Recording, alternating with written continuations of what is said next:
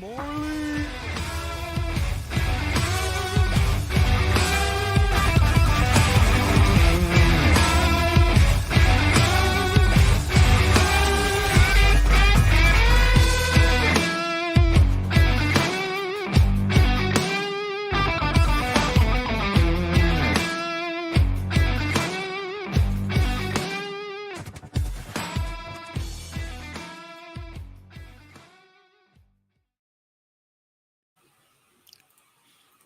Hi, everybody. Welcome to the Gold Zone. This is the season finale of the Gold Zone. Your host, I'm Jacob Westendorf. That's Mike Kawano. That is not Jacob Morley. Jacob Morley is Hollywood and forgot we had a show. So he may be here later. He may not. We're going to see what happens. But the draft is in the books. And like I was telling Mike before we started here, I'm kind of at a loss. Like, we spent so much time leading up to the draft. And you know what I do remember? I was thinking about this the other day. I remember the year where they pushed the draft into like early May. Do you remember that year? And then we were all like, oh man, we got to wait so much longer for the draft. But then it felt like camp was just here right after that. So part of me kind of misses that, but I also don't for obvious reasons. But yeah, the draft's in the books and now we're at the schedule. We'll release 1 week from tomorrow. If you guys, tentatively, the schedule release date is May 11th. So for those of you wanting to make trips out to Las Vegas or Green Bay, if you're from far away, like Mike Kawano is, then you have the opportunity to do so. We got a few news and notes we need to go through, and then we're going to get into breaking down the draft. Mike, the big thing is I think that the big news from yesterday, and that is Jordan Love's contract extension, if you want to call it that. I guess that is what it is, but to me, it's like they gave him an extension, but it was kind of like whatever, you know what I mean? It's a like formality. I would say it was more than anything. Yeah. And I kind of like it because, to be honest with you, when people were asking, like, should they pick up the option? I'm like, no. Like, what has he done to earn $20 million? You can be as confident in the world as you want, Jordan Love. You're guessing. That's all you're doing is guessing at that point. So that's my question is, like, what had he done to earn those $20 million that he would have been slated to earn had they picked up the option? But at the same time, you don't want a lame duck quarterback. So I think the Packers found a compromise in what is a very unprecedented situation that they were in. So good on them, honestly. And I'll get into this. And I've been as critical of Brian Gutekunst as any fan could possibly be that doesn't do that for the sake of doing it, basically. You know those fans, those people that just like have to think everything about the team sucks at all times.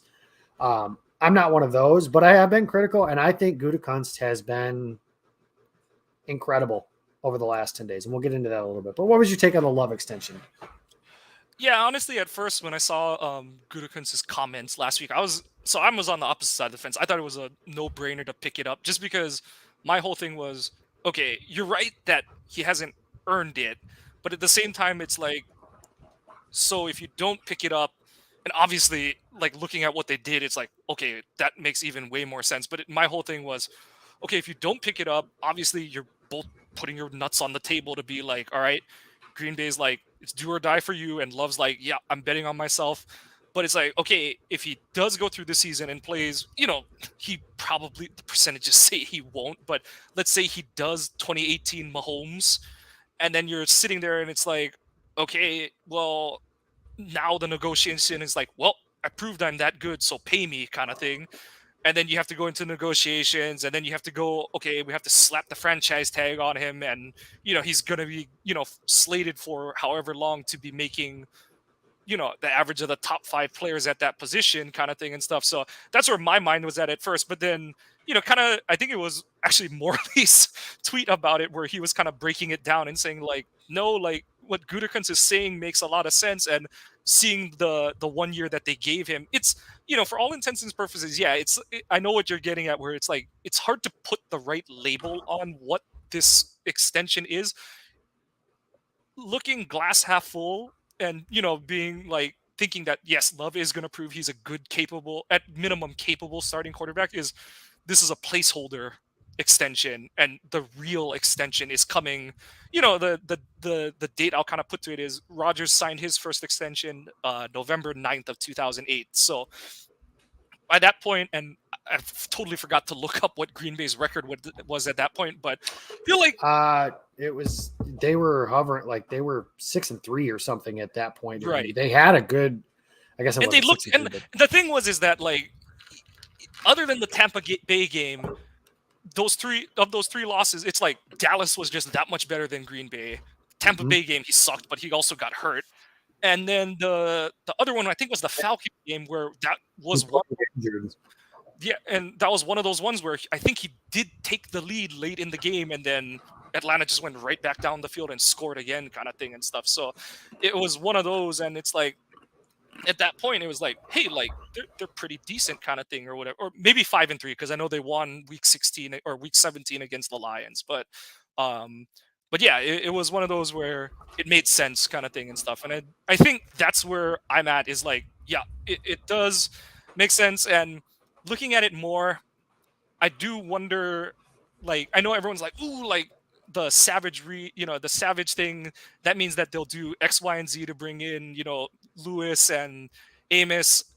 I honestly think that move was to make 5 million where they could push some of the money around and kind of play funny money with some of Love's cap hit, kind of thing and stuff. I don't know. I haven't seen the final numbers, but I was thinking about that earlier this morning, kind of thing and stuff. So, but more than anything, I think it's fair for both sides. I think both sides come away from it really happy with how it's working, and like I don't think it's worth reading any more into it than that. Like I know some people are saying like, oh, like they don't trust him, they don't diss him, they don't that. I'm like, I don't think it's any of that. It's just the price of doing business with, like you said, an unknown at this point. So and it's funny, like so much is made about how like Rodgers proved himself in that Dallas game, blah blah blah, but it's I get it. He played just over a half, but talking about it, we're like a half versus Love's drive is just infinitely more information, kind of thing and stuff like that. But it's one of those where both guys were in prove it years, and that was still when what's it called, first round deals. I forget what length they were at that point, but there was Oh, they some. were like 5-year deals, and they were a metric shit ton of money. Yeah, so it was like a different situation and stuff, but yeah, but I'm pretty pleased with how it worked out, and I think that it just puts Green Bay in a good position going into this season where like I said, everyone's nuts are on the table, but Love's playing to prove itself, and Green Bay doesn't have to worry about like, well, what do we do if we get into a situation where he does just shoot the lights out this season, kind of thing. So And Green it Bay works in fans the should be other happy with. direction too, right? Like Yeah, that's the nice part is it protects them from if he plays really well, then they want to pay him anyways. yeah, Like that's part of it. But what this does is it makes him not a lame duck, but it also doesn't really give them anything that guarantees that he has to be the core. Like yeah. I reject the notion that he's guaranteed, and I'm using that term, I'm underlining it, guaranteed 2 years. I reject that notion completely because I've said this before, and for him to not be the starter in 2025 or 2024 is what I guess that would be. Yeah, math, it's hard. For him to not be the starter in 2024, it would have to be 3 wins, 4 wins, teams at the because And so this he's like the reason they're like, I know well it, here's the and that's thing the though thing is, is I think it's almost impossible for them to go 3-14 if he's bad playing without well. him being injured, kind of thing. Like I just think the league is so quarterback driven. Like I know some people have said like, what if it's just the defense sucks, kind of, but I was like, if he's like I said, if he's just so good that you're sold that you're not drafting Caleb Williams next year, even though you just went 3-14, I was like, you probably still only saw like 5 games of him, and he went like 3-2 or whatever, or like they were 3-1 and he got hurt in the 5th game or something, like one of those kind of things. And then they just look like crap with Clifford as the starting quarterback afterward, like something like that. But I just don't think it's possible with how quarterback driven this league is that if Love is like shows that he is the third coming, that the team is just that bad with him at the helm kind of thing. You know what I mean? Like Yeah, that's my there argument. aren't I just many. don't think it's mathematically possible for that to No, be the outcome. Yeah. no. Yeah, there's not many, if any, scenarios where Jordan, like you're just like, man, Jordan Love is awesome, but we But won this 3 team games. sucks around him kind of Yeah, thing. Yeah. I just can't envision that being now there may be a couple of scenarios like that, but there just aren't very many. And it's losing like every game 38-35, Yeah. which even then, like I just can't see that being the case. So if that happens, then you can move on. And yeah, Caleb Williams, Drake May, name your guy, whoever your guy is for that class. But that is assuming this year is going to be a torpedo. And if that happens, Brian Gutekunst Is not the one making that pick. no, Yeah. Matt LaFleur is not the one coaching the team. And Jordan Love is not the one playing quarterback. And they'll do remember when they gave Ted Thompson, RIP, a promotion, but it was basically like a demotion. But like that is what they would do, I think, with Mark Murphy and just say like, hey, it's time for, we're going to move on from all these guys.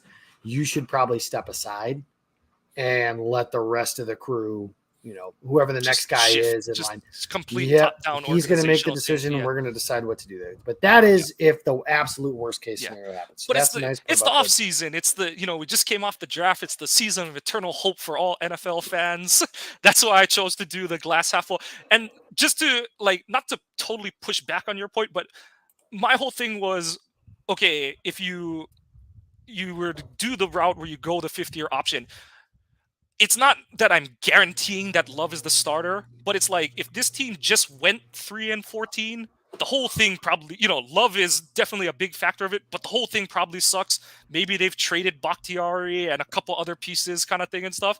And so it's like, okay, do you want to just throw, let's say it's Caleb Williams out there and just be like, okay, dude, just go run around with no O-line and, that kind of thing and stuff. That was my only thing. It's not that he's guaranteed to start.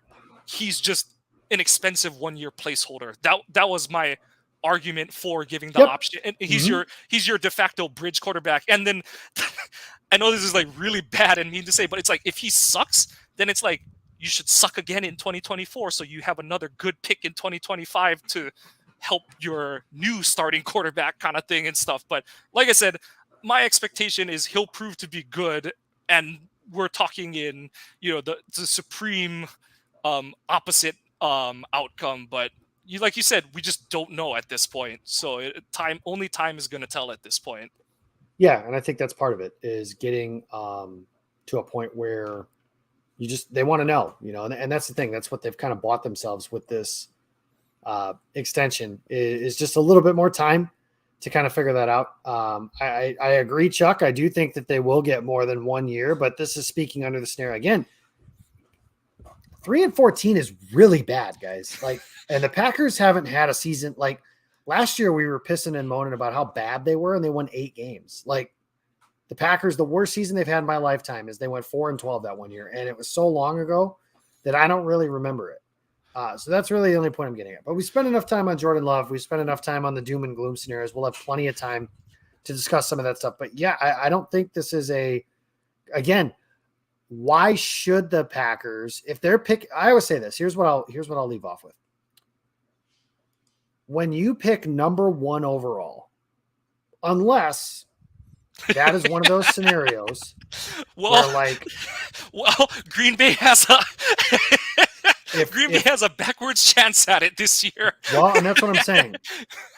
The only way that you don't consider absolutely everything is on the table if you pick number 1 overall, unless you are the Kansas City Chiefs, Patrick Mahomes, God forbid, gets injured, misses the whole season, and they stink.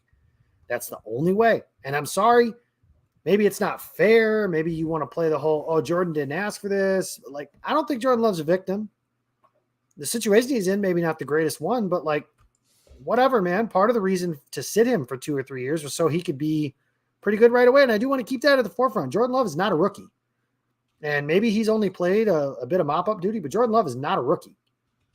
So this idea that this entire season is just one grace period for this Packers organization, I agree to a point, but that point is also you cannot go 3-14. You cannot go 4-13. You cannot be in the top 5 of this next year's NFL draft. And yes, that is a drastic difference from finishing 6-10, where they were 5-5 going into a Monday night game against the New Orleans Saints. And I saw this, Mike. I looked it up. And they lost 1, 2, 3, 4 games after they got blown out by New Orleans. And then they lost 1, 2, 3, 4 games in a row by one score. The They lost vaunted number one passing attack versus the number one run passing defense game. I remember that. That's how my brain works. Yes, and they got bombed. They lost to Minnesota by a point. They lost to the Titans in overtime out there. Like, they had a lot of different games that year, but that's drastically different. That 6-10 team is drastically different than finishing 3-14 and the worst team in the NFL. So that's my take on that. I'm not going to do the thing where I'm a Bears fan and just saying, oh, Justin Fields is awesome and the rest of the team sucks. Like, it's okay to say Justin Fields didn't play well last year, but that's a separate point. It's okay to say if Jordan Love doesn't play well this year, but they don't get a 1-year pass because they changed quarterbacks. Like, they've already had one losing season. You have 2 in a row and one of them is a 3-win season. It's probably time to start thinking about some other people calling those shots, but I don't think that's what's going to happen. So, and why I don't think that's going to happen is because I think Brian Gutekunst, from a process standpoint, from a positional value standpoint, from a making the pick that I think he should make in a given spot standpoint, I believe just had his best draft since he's become the Packers general manager. And that is saying something considering, his first draft that didn't turn out the greatest, but from a process standpoint that year, I mean, trading down, getting another first round pick and then getting up and getting Jair Alexander, like, that's incredible. But as True North Packers fan said, let's get to it. At 13, they took from Iowa, Lucas Van Ness, Iowa Joe, shout out. Other friends that I have that have gone to Iowa, shout out. But Mike, I want to know, we weren't talking at the time. I was traveling, so I was kind of paying attention to some stuff, but I was watching the draft, but it was hard to keep up with everybody that was talking and everything. But when they're on the clock at 13, Broderick Jones, Miles Murphy, Nolan Smith, other pass rushers, if you wanted to go that route, Jackson Smith and Jigba, both of the tight ends, everybody pretty much that you could, Christian Gonzalez, guys you could think of were available. What were you thinking you wanted them to pick when they were on the clock? So I went in. So even before the Jets trade happened, you can go look at it. I had this series of tweets where I said they're probably gonna be picking one of Murphy or Lucas Van Ness just because they're in that position. So 15 is where and I had this list of the guys who are going to go in the top 13 or 14. I said one of Van Ness or Murphy is going to be there. And then, of course, they do the Rodgers trade, get up to 13. And it's like, okay, now they're a little closer. And maybe, it happened. Gonzalez and Broderick Jones fell to them kind of thing. I was a little surprised they didn't pick Jones.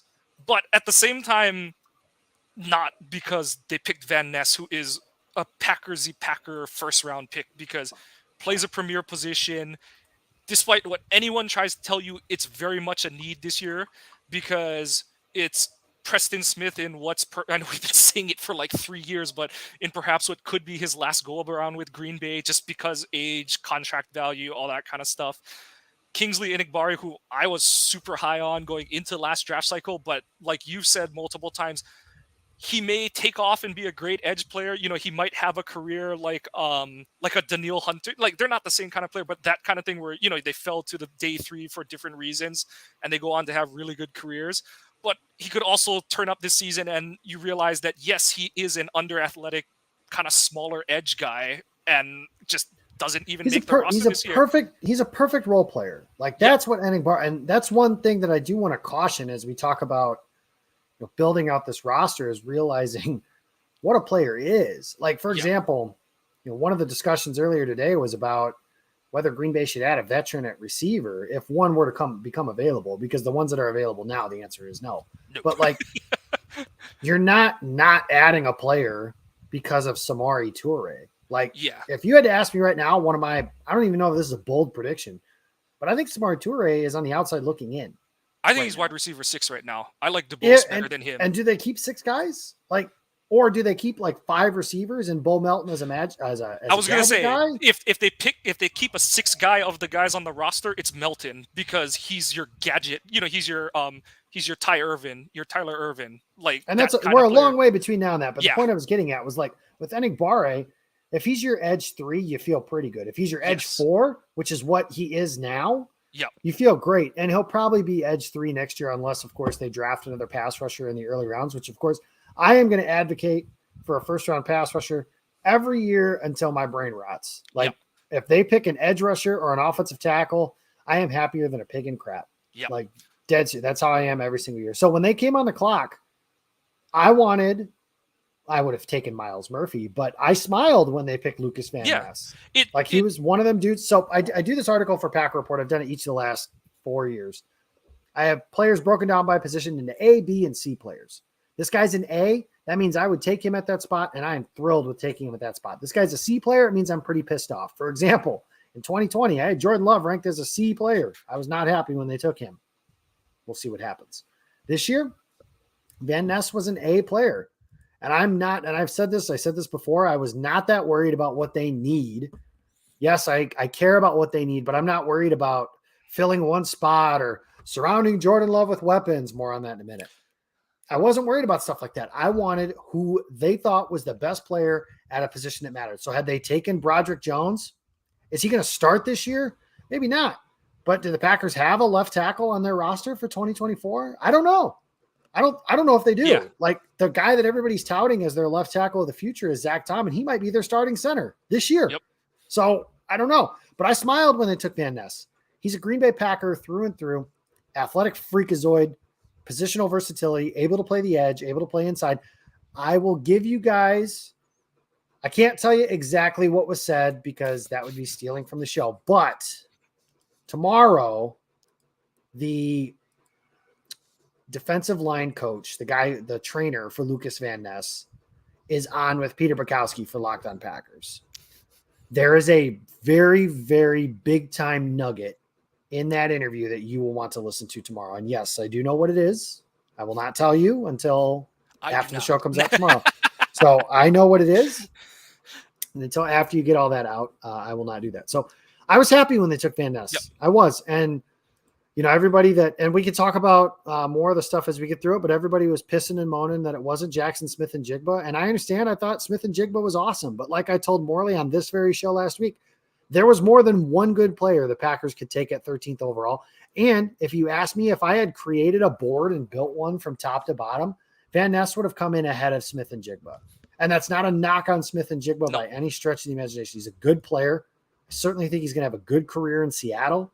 But and with the way Green Bay played the rest of the draft, and let's get to that now because I had a nugget. So, of course, Van Ness gets taken. All the same bullshit ensues. Oh, they didn't take a receiver again. Why wouldn't they do that? Do they ever invest in offense? Even though they did last year, that's another story. Are they ever going to give anything? Are they going to give weapons to their quarterback? Blah, blah, blah. So, fun fact, guys, ready? Since 2019, every single player the Packers have taken on day 2 of the drafts is an offensive player. Now, did they screw some things up? Yes. Jay Sternberger not panning out. That one stings. Amari Rodgers being a complete dumpster fire. That one stings. But some of the other, Sean Ryan, we don't know what that is yet. Elton Jenkins, stud. 2020, AJ Dillon's a nice player. Josiah DeGuara remains to be seen. Positional value stuff, we can talk about that. That is a bit of an issue, even if both of those guys are pretty good players. 2021, Josh Myers, maybe. And then Amari Rodgers, gross. Last year, they make a significant trade up for Christian Watson, and then they draft Sean Ryan. Christian Watson was basically a first-round receiver. They just took him 2 picks after the fact. And that trend continued this year. So the Packers have 3 picks on day 2. Jaden Reed, Luke Musgrave, Tucker Kraft. 2 tight ends and a receiver. I'm sorry, but like I said last week, there are more ways to invest in offense than to take a receiver in the first round, and the Packers did it. 3 of their 4 top 100 picks were offensive players. 3 of their 4, to go one step further, 3 of their 4 top 100 picks were pass catchers. So, Mike, let's start at the front because the first guy they took was Luke Musgrave at pick 42. And I will admit, this is why I could not be a general manager because I was getting jumpy. Pick 33 happens and it's Joey Porter. And then I think right after that was Sam Laporta, in which that would have been, Michael Mayer would have been my guy of choice at the start of day 2, but Laporta would have been the nice guy for me after that. Both of those guys are gone before pick 36 or something like that. So then I'm starting to wonder, man, do they got to move up and grab Luke Musgrave? Do they got to move up and grab Darnell Washington, who I never thought the Packers were going to draft? And I was proven right about that because they passed on him 4 times, if you include day 1 as well. I couldn't have done it. And they sat there and waited. To their credit, they pick, and they take Luke Musgrave. So tell me, Mike, I've been a little bit more of a skeptic on Musgrave, but I understand at that point, that is the tight end I would have taken. Like at that point in the draft, he's the one I would have taken. The upside is there, but it's just a pure projection. But man, if it hits, I said this going into the draft, and I still agree with it. And I had guys ranked above him just because it is such a pure projection. But if every tight end in this draft class hits their ceiling, and we talked about this last week on this show too, this is why Musgrave is the Christian Watson of tight ends. If everybody hits their ceiling, Musgrave's the best tight end in the class. So what's your take on him as where they took him? Yeah, and so I talked a lot with Brian Mafia about this one, and the big thing with Musgrave is Green Bay has Brian to use Mafia, him, of course, of the Cheesehead TV Draft Guide. And you can follow him on Twitter at BMAAFI. He was in here for a little bit. I don't know if he still is. But yeah, no, the big thing with Musgrave is you've got to use him as your seam buster, and that's something that I don't know if they would have picked him a year ago. Like, I've gone back and forth with a lot of people on, how important a seam buster is in a Rodgers-led offense, because does he see that part of the field or not? But with Love, I think that's going to be a big part of their arsenal, is attacking the interior seam, and kind of leaks into the Jaden Reed pick as well, where you're just getting explosive speed up the interior of the field of play, and that's gonna, the idea there is to take pressure off of your outside guys by attacking the middle of the field, using that 1/3 of space for, where really this LaFleur offense is meant to attack. And Musgrave, he's going to be used on a lot of post and seam routes, from whether it's an inline or a flex position. I think he's going to play more flex to start. And then hypothetically, he becomes kind of that matchup thing, that matchup warrior that like Jermichael was at the peak of his playing man, time. if he's Jermichael, like I have been all over Jermichael Finley for a decade. Like I loved Jermichael. I defended him when he was on the team, defending him when he's not on the team, a little bit different, obviously. But if Musgrave is that, even if he's like, what did Bukowski tweet today? Something like, hey, if Luke Musgrave is Mike Gesicki and Tucker Kraft is Jonnu Smith, what are you? My answer is I'm thrilled. Yep. Like, are you kidding me? Like, and that's a lower end outcome, right? Like those are realistic from that standpoint. Yeah. Real quick, Hollywood has decided to join us. Hey!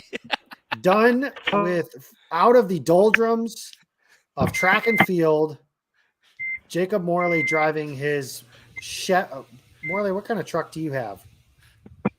Tacoma. Toyota. So he drives. Oh, you stole it from Hawaii? I'm kidding. What? So all we've learned today is that Morley does not drive a real man's truck. If you guys want drives to the People's Choice vehicle of Honolulu, Hawaii. That's what he drives. Reliability. Just because you pay all that money to get it shipped to Honolulu, you want it to be able to run for 40 years. That's true. Welcome to the show, Morley. We're talking real quick to kind of get some things rolling here. We went through day 1. I don't think I have to go through your reaction. You kind of said that there was some, I don't know if disappointment's the right word, but Van Ness is not the guy you would have taken at 13. I think we know that by this point. But we're getting into day 1 and day 2, and how I think one of the reasons I was happy with the pick at the time, one of the reasons I'm even more happy with it was when you go through who was available at 42 for the Packers as far as pass catchers versus edge rushers go.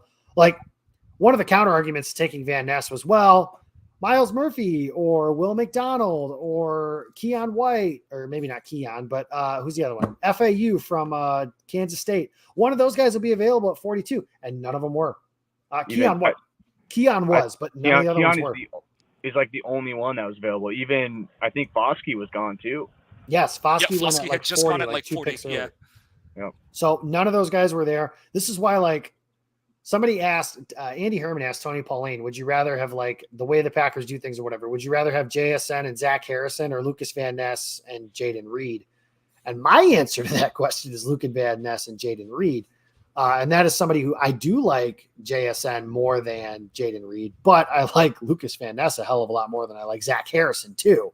So that's kind of my, and then you add in all the other stuff that goes into it too. You know, Luke Musgrave, they get him, they grab Tucker Kraft in the 3rd round. Like, I think the first 3 rounds, if this Packers team is to reach a next level with Jordan Love and play for a championship and, or, you know, be a contender in 2025, these first 2 days are the ones we're looking at and saying that was his BJ Raji, Clay Matthews year. That was his, you know, whatever other signature drafts. Those are the guys that are going to be on the Sports Illustrated cover with him.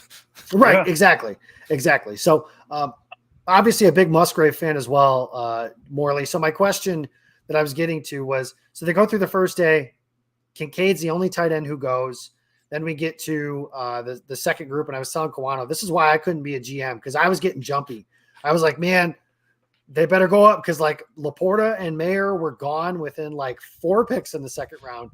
And I'm just kind of like, okay, are they going to be able to move up and grab one, or are we going to have to sit back and wait and then hope that one of them's there? Like, what's the plan here? And then Musgrave was there. And I did say I wasn't as high on Musgrave as some other guys were, but when they were on the clock there and they took him, I was like, yeah, I'm like, that's the home run swing I think you have to take there, especially when I consider the fact that I was pretty confident they weren't taking Darnell Washington. And that played out. Like, he was just barely inside the top 100, nearly a day 3 pick. So Musgrave made all the sense in the world at 42. Right. And you looked at it, and I think I tweeted the Braveheart hold meme or whatever when that happened, because there was still, it was easy to get antsy, but you knew there was still going to be someone there.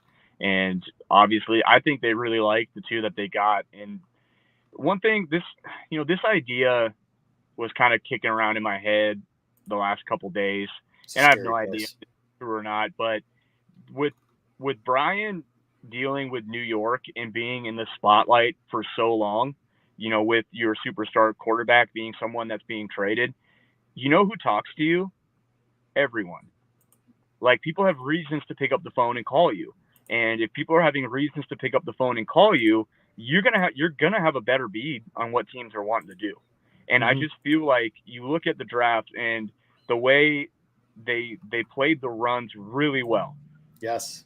Outside of the quarterback one. I was just going to say outside of that, but who cares? You know, I think that's kind of what they looked at, was like, well, we'll get one eventually. And I think that's why they took Sean Clifford. They're just like, well, we like him, take him, you know, which whatever. But so I just think he was super in tune with what all 32 were doing this year. And I think you look at the results, and there they are. And Mike talked about, you know, if this is successful, it's going to be the Sports Illustrated cover, you know, with all the star pass catchers on there with him.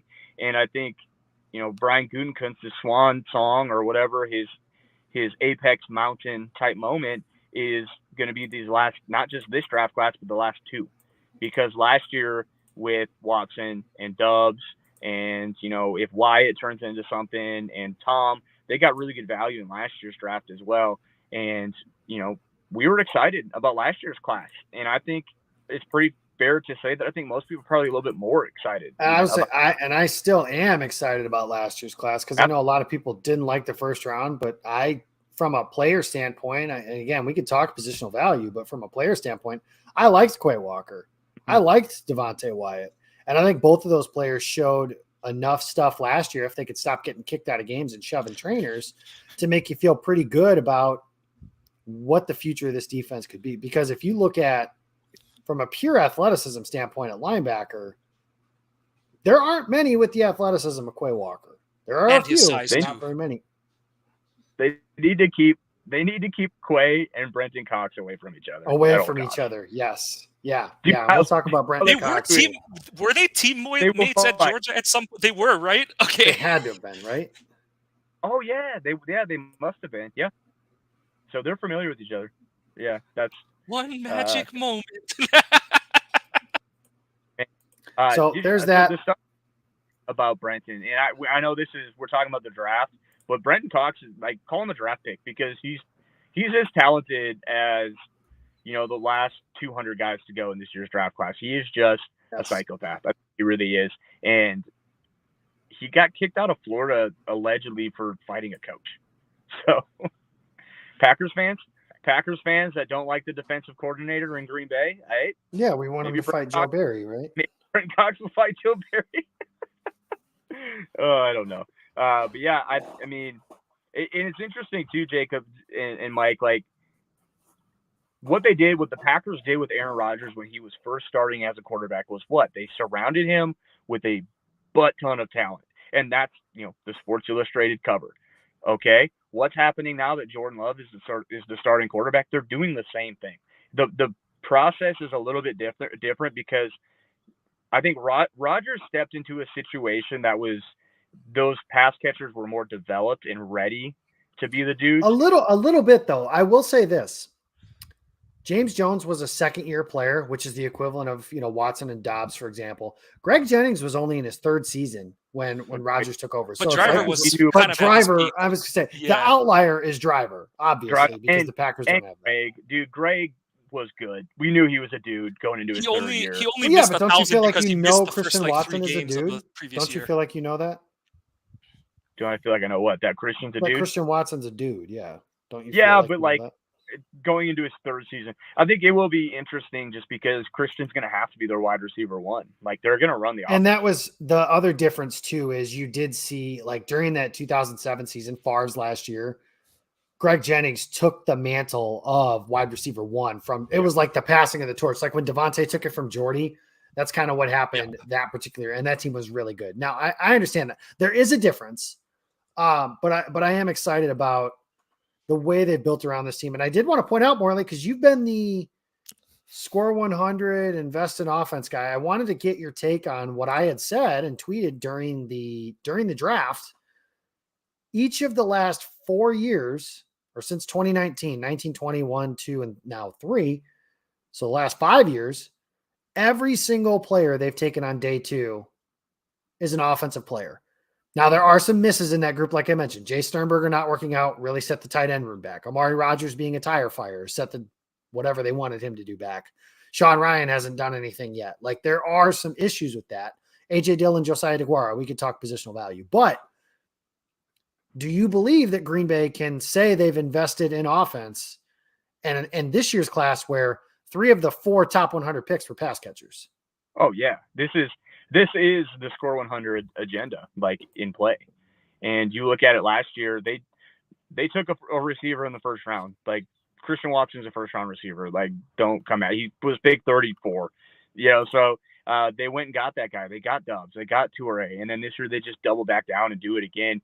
And I think what people like the score 100 agenda, people don't maybe understand that the agenda extends to offensive linemen. It extends to running backs. The sexier picks are the pass catchers for sure. And if that's sexy, then the last 2 years, the Packers have been, insert supermodel's name, right? Like that's what they've done the last couple of years is gotten those types of players that make you just really, pop your eyes open. And the years before that, like people would say, well, A.J. Dillon's not part of the score 100 agenda. Like, yeah, he is. Yes, he is. Josiah DeGuara, Jay Sternberger. Yeah, they were. They absolutely were. They just didn't work out the way you would have hoped that they would have in Green Bay. DeGuara still could. Sternberger is tearing it up right now in the USFL. My boy, Jace. I think he'll get another shot in the NFL. Unfortunately, it's not going to be with Green Bay, but neither here nor there. But this is the score 100 agenda, and I think the Packers have proven it doesn't need to be top 32 picks always for that to be the agenda. Now, would have I taken Jackson Smith and Jigba at 13 over Lucas Van Ness? Yeah, I would have. I would have, and even if I'll wear that if even if Lucas Van Ness goes out and is a 10-time All-Pro player, you can always make fun of me and say, remember when you said you would have taken the receiver before him? I'll be like, yeah, I'm glad it worked out for the Packers, but part of it too is when they didn't take JSN and people were freaking out. Not freaking out, but I would say night one after that pick was weird. Is a weird vibe because I think most people were like, we like Van Ness, like we like the kid, but I just really wanted the other toy, and it's like when you ask for something for Christmas and you get another, you get something else really nice, but it's not quite what you asked for. You just got to wait and see. And then I think I posed the question, and I think Jacob, you were like one of the first people that kind of put this out there talking about, would you rather have JSN and, insert tight end, insert day 2 edge rusher, or would you rather have, an edge rusher, vice versa? And then at the end of day one, it was kind of a good thing to remind people like, hey, that is still on the table. It's still completely on the table for them to get the edge rusher. And like we already mentioned, when you look at the way the board fell and the way the runs went, they did it right. They got the premier position first, and then they double dipped at tight end and got two of, in my opinion, the top 5 tight ends in this class. The Jaden Reed pick, I would have taken Jalen Hyatt instead. That was my guy. I can't just go back and say I would have taken Reed over him just because it went differently. But I do like Jaden Reed. He was a guy that I always liked. I didn't have him ranked super high. I thought he was a day 3 type guy, but he was a day 3 type that I really was a fan of. And after watching what the Packers think of him and how they're going to use him and how they evaluated him, I think he can be a really good player. Well, Morley, just to on that note, when they picked him, eventually you said he's JSN light.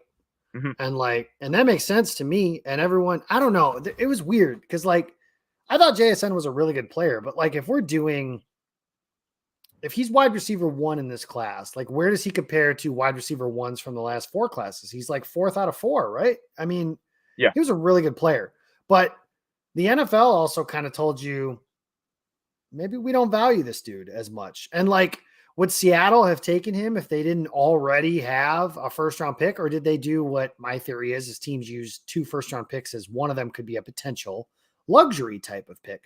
I don't know. And I'm not trying to down Jackson Smith and Jigba. Like I mentioned at the top here, I liked him. I thought he was a good prospect. I would have taken Van Ness instead of him. That was one of the guys that we had talked about. And I do want to hammer the point home that you were just talking about. And that is they took Jaden Reed at 50.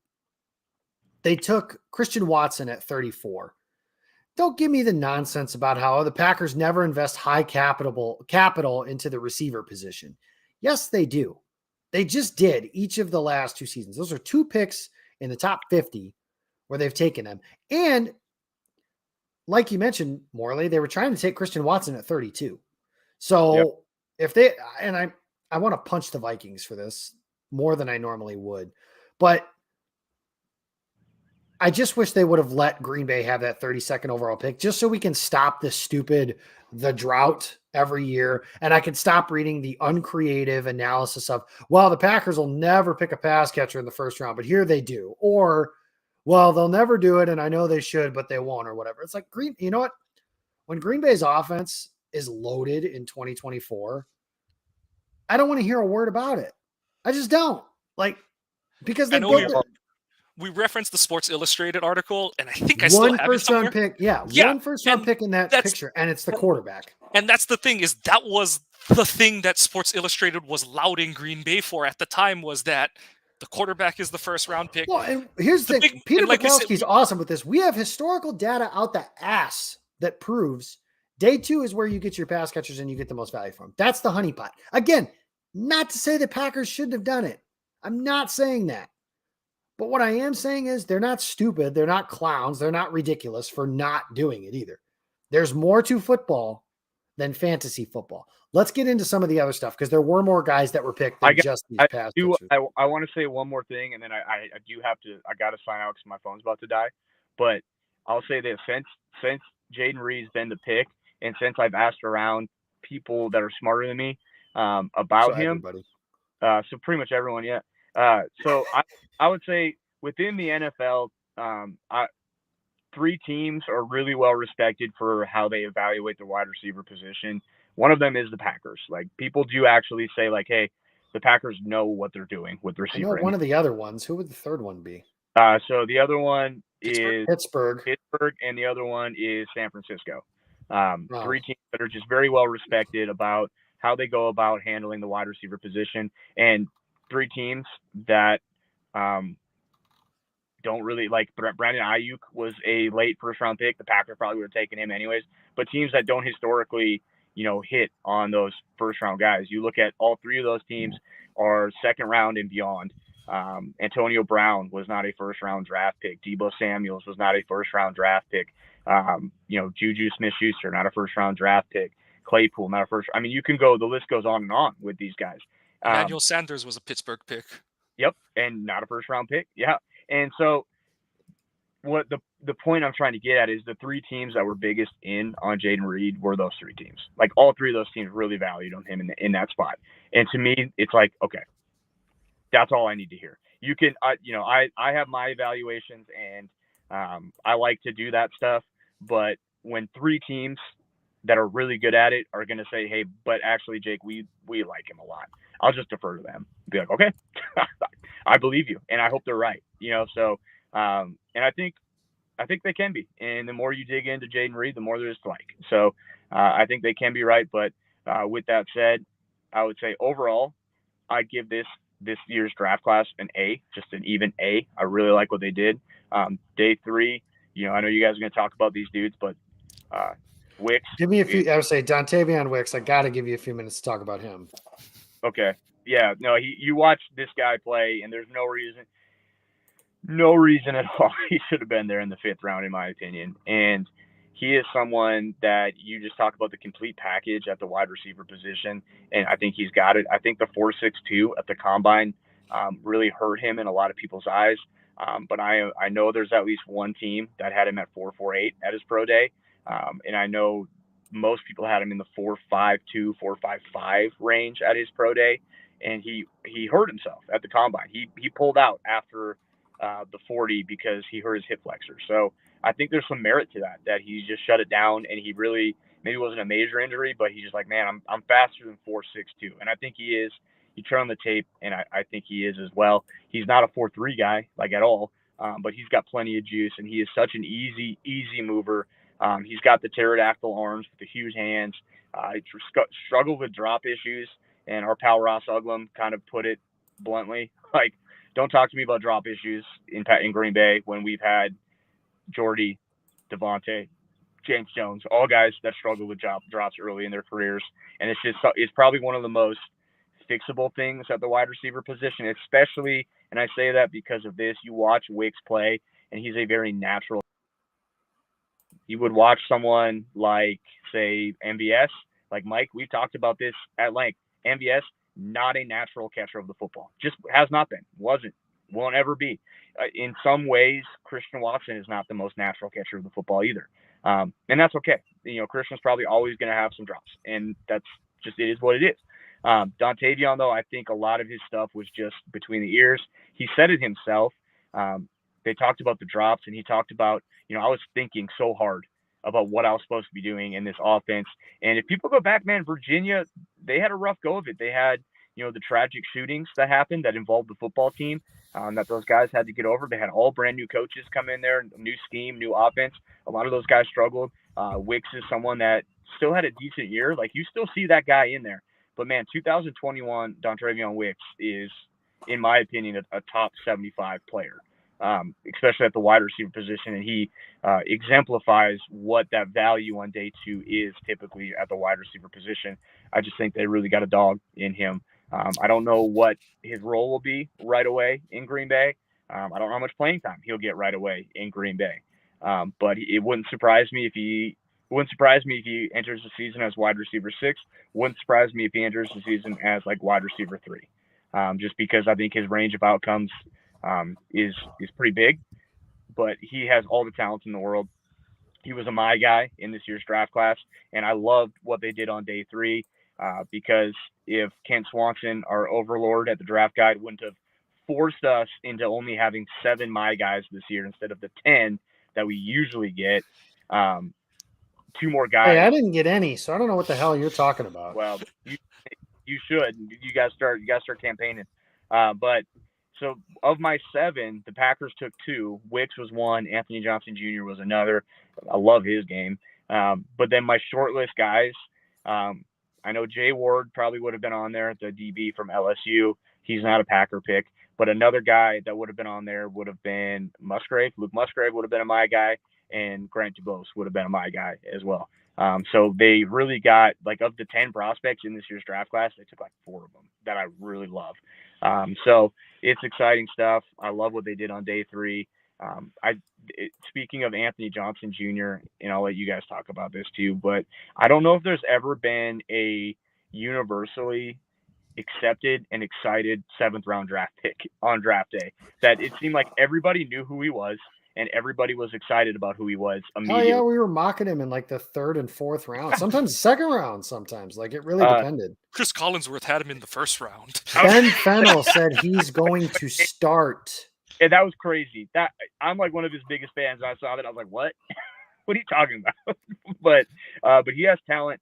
And the other thing that I think Packers fans need to know about him is he is, if you like Aaron Jones as far as like his personality off the field and just being a good dude, like Anthony Johnson is cut from the same cloth. He was on like the NCAA all good works team. Everyone that you talk to at Iowa State just raves about him off the field, like his leadership. Just being a good person. And that's always fun to have guys like that. It's fun. It's more fun, in my opinion, to root for guys like that, that or at least you think are good dudes off the field as well. But like I said, I've got 4% battery left. I've got to go put some suntan lotion on my face because I am burnt today. Also, league champs, baby. League champs. We did it. League champs for track. So that all coaching. I don't know if you guys know anything about track, but you teach speed. Speed is taught, and I do all of that teaching, and they're fast because of me. So there's that. I got to go though. Talk to you guys later. Enjoy the show. See you later. Go Pack Go.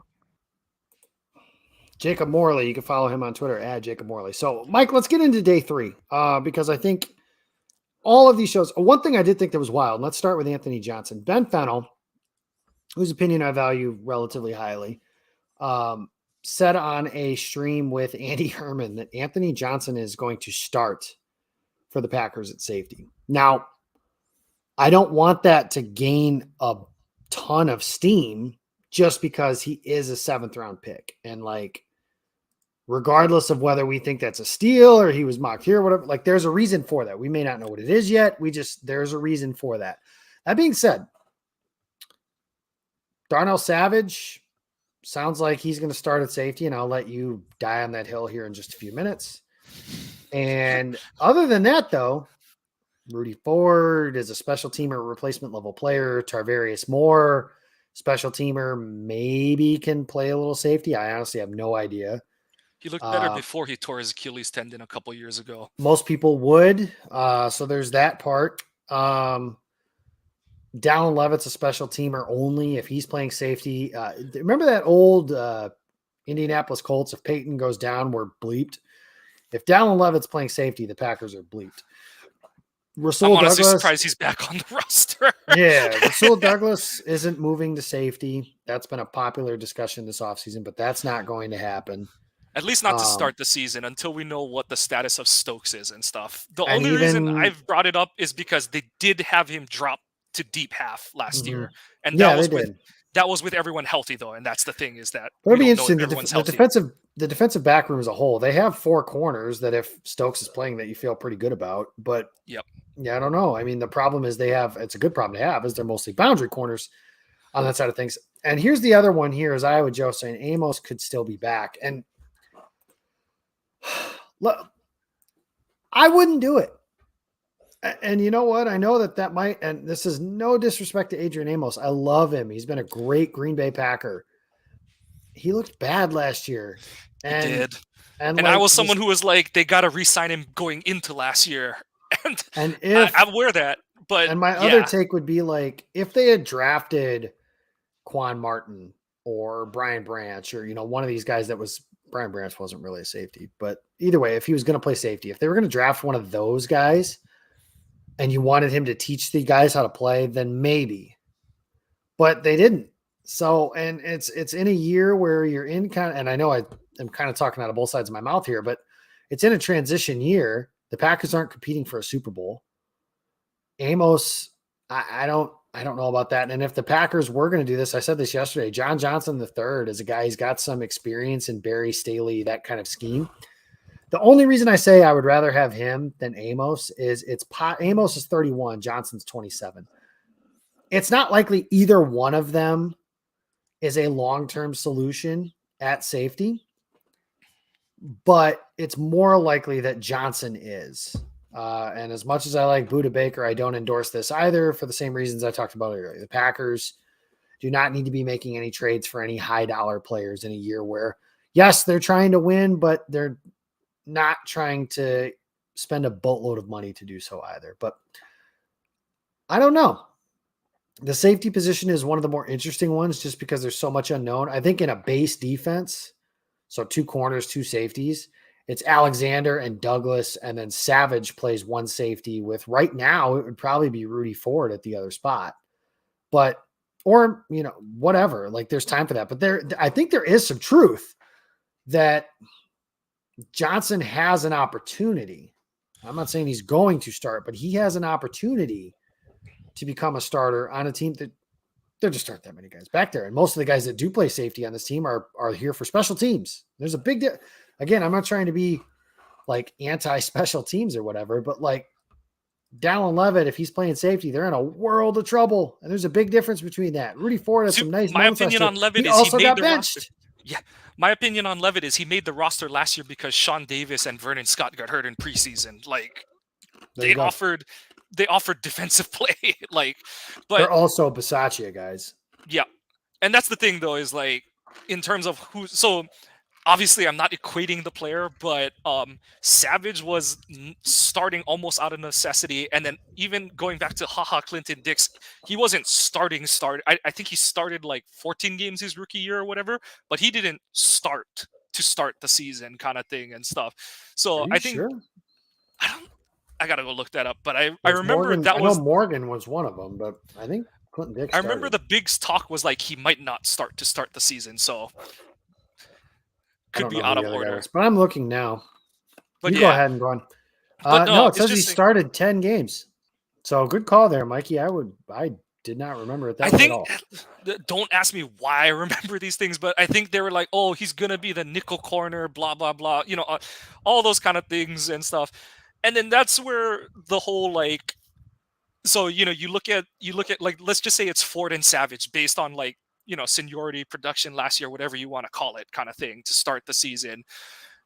They might still do some of that stuff they were doing last year, like I said, where, they start in a cover 3 look or a cover 2 look, and then Savage drops to the box, and then Zool takes off to a deep third or something like that. They're probably going to go back to some of that stuff this season. And it's all going to be it's all going to rely on what Johnson does in preseason. I think he's going to get a lot of snaps this preseason. And the big thing is that he's just an instinctive playmaker. And the kind of ironic thing is, like, if you look at his game film, he was a cornerback up until this past season.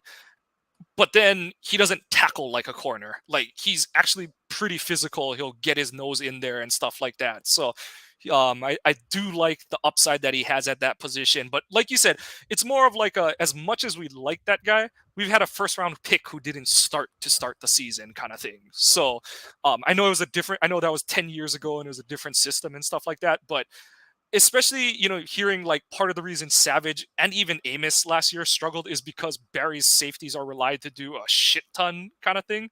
It makes sense that it's going to take a 7th round pick time to get assimilated and stuff like that. So we'll see, but I do have hype. That's the other part, is if he plays it all. And a 7th round pick, I mean, I think he makes the team, but like there's no guarantee that he makes the team. The only thing I'll put to that is Jonathan Ford made the team last year, and I have a lot higher hopes of Anthony Johnson being an impactful player than that. Yeah. Sorry, Jonathan. I don't have a whole lot of good things to say this. No, I'm sure there's a worse one somewhere. I don't know one off the top of my head, but I'm sure there is a worse safety than Darnell Savage. We just notice more because Savage plays for our team. True North Packers fan, Carlson plays 17. I can't believe they drafted a kicker that wasn't the kid from Maryland and wasn't Jake Moody, but They weren't going to pick him in the third round. no, and correctly so. To be honest with you, I think with the kicker, Bill Huber said on Head of Pack today, and it makes sense to me. Brian Gutekunst said he wouldn't close the door on Mason Crosby. I think that what that means is like if it's August 17th and these kickers that are in camp, because there's another one, if they're both terrible, then they bring back Mason and kick the can, no pun intended, for another year at kicker and try again next year in terms of whether they draft a guy or whatever. So that's what I think they do. I think the plan is, I think that's the plan. The hope is that, if he wins can fix this kind of yeah, thing. Bisaccia fixes him. I don't want to spend too much time on the kicker because I don't care about kickers. Unless we're talking about Jake Moody, I don't care about kickers. Like you said, especially in what this year is going to be. I know this is a terrible thing to say as a fan, but if they're losing games because of their kicker, so be it. Kind of thing. Well, and honestly, that's kind of a good thing, right? Yeah, like that means no, that's what I'm getting at. Yeah, that's what I'm getting at. It's like if you lose 3 games, okay, that means Jordan's playing somewhere above decently well, kind of thing, for your kicker to matter that much. And if you're losing those games and you're not making the playoffs, oh well. Right. Yeah. So that's kind of the take on that. We'll see what happens in terms of the kicker. I do want to talk about the defensive linemen that they took, both of them. Mike, who in the hell is going to stop the run on this team? Because Wooden is a former edge player. He's got some juice. He's an interior pass rusher, which they need those. Not questioning that. Carl Brooks, kind of the same thing. I think they need like one of those Snacks Harrison, Linval Joseph types of, and those guys aren't coming here. Linval Joseph signed with the Eagles at midseason last year because he was ring chasing. Green Bay ain't chasing a ring this year in all likelihood, but I think the Packers need a one down run defender type thing. Yeah, it's even being one of the most at the forefront of like the Slayton and Wyatt trains. That's a lot of run snaps that those guys are going to have to play in terms of like relying. Even if you shift Kenny off of the nose and you play Slayton at the nose, and your starting line is going whichever way you look at it is going Kenny, Slayton, Wyatt. Like you said, they don't have another run stuffer. I'm not sold that Jonathan Ford is going to be anything.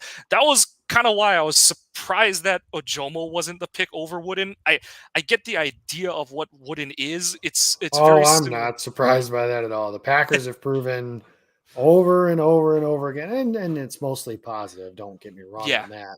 But the pass rush is going to be what they value over those 2 down runs. Like the Packers, I don't think would have ever taken Jordan Davis, for example. Now that being said, but I do think that Jordan Davis is going to be a factor.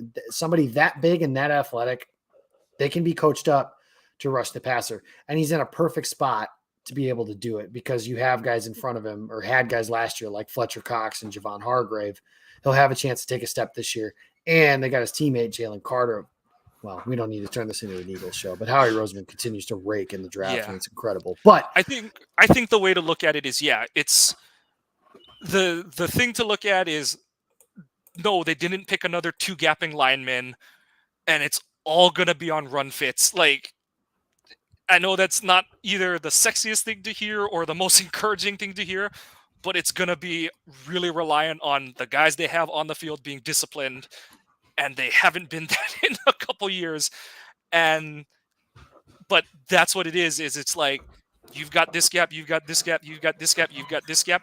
You're hoping that Quay takes a step forward. Devondre plays like he did down the stretch of last season. Last year, I think it took Devondre a little time to get adjusted to Quay being more of the Will inside linebacker and Dre being more of the Mike inside linebacker kind of thing. But I do think it is just going to be, that was one of Uglum's things, is always like, to play this system that Barry does, all 11 guys have to be a force player on defense, because that's really what it's relying on. Is it's relying on gap control, and your safeties have to come downhill and help enforce the run kind of thing and stuff. So it's not the answer anyone wants to hear, but that's kind of what it's got to be if this defense is going to work. That's just how it is and stuff. So we'll see. It wasn't like you said, Green Bay doesn't really take those run, those 2-down run stopping guys, but like the fast and loose comparisons for Wooden and Brooks is Wooden is Kingsley Keke and Brooks is Mike Daniels. Like that's the kind of player shit, that we are. if that hit, like, I mean, Keke was on his way, I think, to being a big piece to this defensive line, before getting in some spats with coaches and getting cut. And Mike Daniels, I've nothing but good things to say ever about Mike Daniels. He's incredible. Good player, better human. And I have that on very, very, very good authority that's the case. I'll tell that story one of these days, but that story's not now. Let's go to Mike. I want to do I did this the other day. We'll call them superlatives. I just want to kind of quick rapid fire these. So throughout the entire draft, what's your favorite pick of the draft? Favorite pick? Luke, it's Van Ness. It's just such a Packersy Packer pick, and keeping with the rapid fire. Yeah. Sorry. I agree with you on Van Ness. He's my favorite pick. What pick was the best value? And I know that word is subjective, but I think it's going to be Kraft. Okay. Yeah. We're going to end up picking all the same damn players too, because I also think it's Kraft. What's your head scratcher? I think this one's also obvious. It's going to actually be the Clifford. So no Clifford, no kicker. Because those are the two that I think everybody will be like, what the fuck? Head scratcher. Okay. If not one of those two, I'll say Wooden. I think mine is that they, not so much the player, but they didn't take a back until the 7th round. I thought for sure. This is a team that took AJ. Sweet Lou is a really good player, though. I believe that, but I just can't. The team that took AJ Dillon in the 2nd round when they had Jones and Jamal under contract, I just struggle to see, I thought for sure they would take one earlier than that, but they didn't. Which rookie makes the biggest impact year one? Okay, I'll be different for this one. I'm gonna say it's Reed. You said you were gonna be different. That was the one I was gonna go with too. So, Jaden Reed, I think, is your answer for that. Just because he's gonna I think he's gonna be the punt returner. And I'm not trying to kick Keyshawn Nixon out of that. I think because they need Nixon to be the nickel. I think that's part of it, honestly. And to be 100% honest, Nixon had some nice moments as a punt returner last year, but he also had some moments where you're like, dude, this is an adventure back here. It's been a little wild, like Trevor Davis fielding the ball in the end zone type of adventure. And honestly, everyone's like, oh my God. I'm like, okay, when was the last time? The funniest one was when Tremont came back to the Packers and everyone was like, let Tremont be the punt returner. And I was like, do you not remember Tremont being the primary punt returner to start the 2010 Super Bowl run? I don't think, and it popped up in 2018 when he was the punt returner again, kind of thing and stuff. So it's just one of those, I think it is just the punt returner is always going to make us hold our breath until he doesn't, kind of thing and stuff. Honestly, it's the last two guys that after the first couple I wasn't worried. Hyde was one of them, and my buddy Jeff Plutt, who's also an Iowa grad, he joked because he's going to just fair catch everything. So that was Hyde, and then Hyde turned out to be a really good pro returner. And then the other one, ironically, was Will Blackman. Blackman was actually pretty good at reading punt returns, honestly, and obviously he broke a few of them too. Yeah, he did. And yeah, the whole Randall Cobb fair catch thing, that was the thing. So let's go to last one. Who's your sleeper pick from this class? DeBose.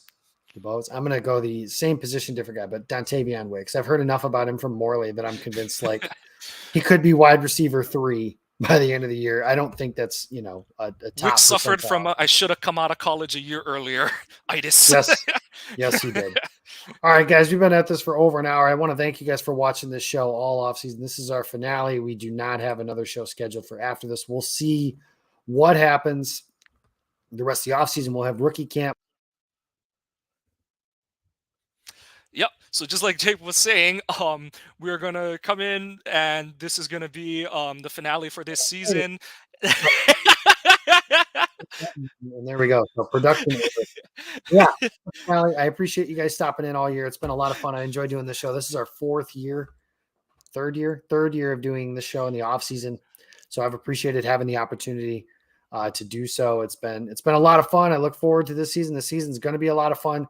Game On Wisconsin is going to continue to be your one-stop shop for Packers content and everything like that. Check out everything at Game On WI on Twitter. But until then, Mike Kawano, I'm Jacob Westendorf. Want to give another thank you also to everybody who bought the Green Bay Draft Guide.